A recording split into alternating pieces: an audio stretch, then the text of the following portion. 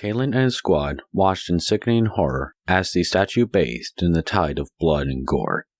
The orcs, who were manned with black hatred at the sight of the Space Marines, fled with all haste from the sight, no longer entranced in their need for combat. The joints of the statue creaked as it stood from its skull-mount throne. Its sculpted muscles flexed tightly, while its great chest pulsed.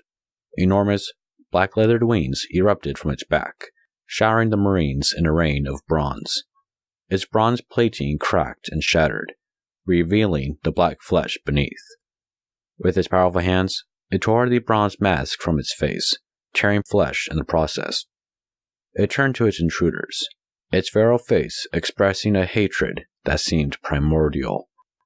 Suddenly, in a cloud of crimson smoke, a double-handed sword appeared between its plated hands, its entire black blade coated in dark flames.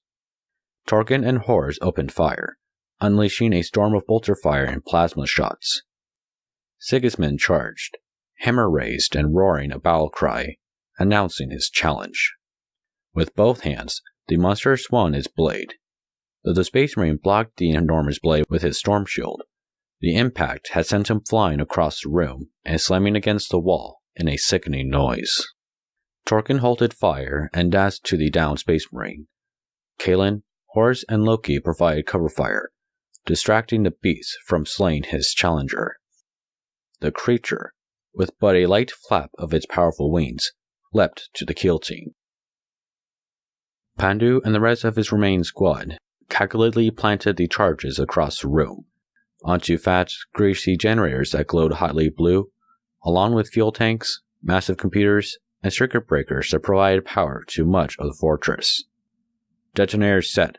Now move," barked the squad sergeants. As if death was at their heels, the squad ran from the room.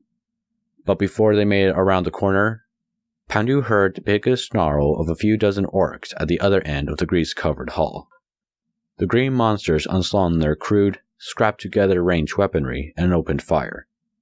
Pandu's squad exploded in gore before they had the chance to raise their las guns.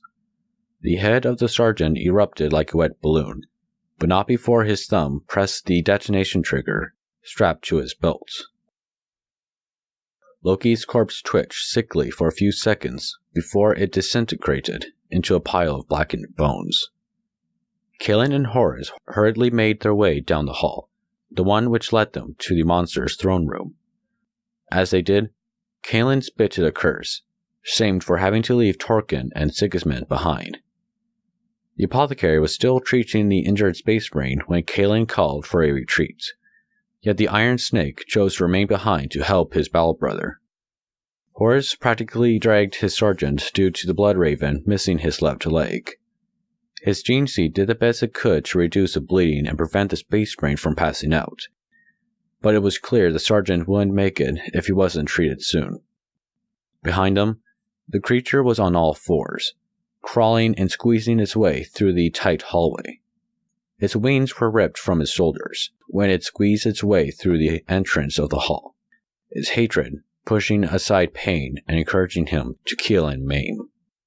Horus's efforts to contact the Inquisitor was all in vain. Its link to Danielle was somehow being scrambled, leaving him powerless to call for emergency teleportation back to the ship. He felt the castle above the temple trembling. The walls around him cracked and were beginning to give way.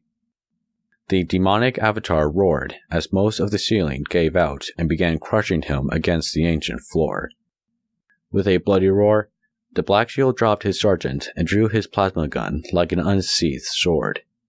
Pulling the trigger, he fired a miniature blue sun at the heart of the struggling creature, directly at the pulsating gemstone. That was all Horus remembered before he felt his body being crushed in an avalanche of stone. Field report to Lord Inquisitor Matthew Rogus.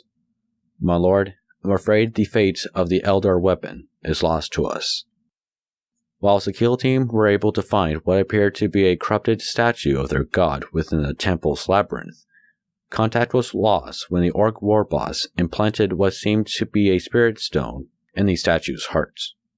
What I was able to collect from other Imperial forces was that a squad of guardsmen were able to enter the castle and set off a chain of detonations that ended up bringing the Orc fortress down on them. Unfortunately, this also meant destroying the Eldar temple beneath it. Digging through the rubble will take time, considering how there aren't enough hands left after the battle. Imperial supplies are arriving, but it might be long till the Inquisition can continue studying the alien temple, or rather, whatever might have survived. As for the kill team, we might need to assume the worst. Just as the castle was coming down, I was able to detect 3 signals cutting out. It might be possible that 2 Marines of the kill team are still alive, but digging them out on time will be impossible. Besides this, the question about chaos is still being investigated. It's clear that the stuff of chaos was used by the ancient Eldar. The Ordo Hereticus are arriving soon to investigate if the corruption is hidden anywhere else on the planet. The fate of Kronos will be in their hands. Those who fought around the canyons described how the bodies that filled them were boiled into liquid gore and drained like a bathtub.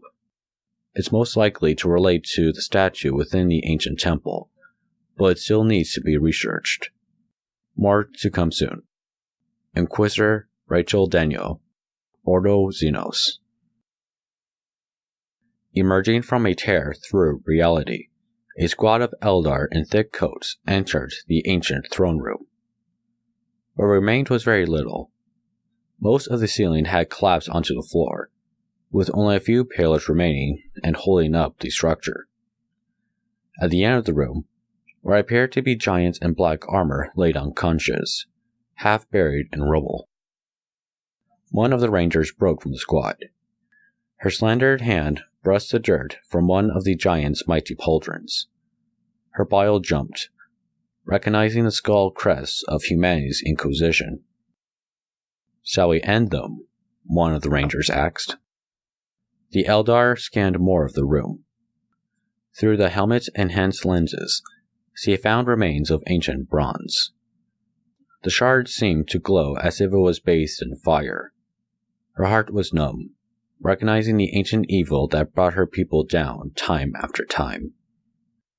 She stood away from the giants, mastering her impulse to slay the 2 space marines.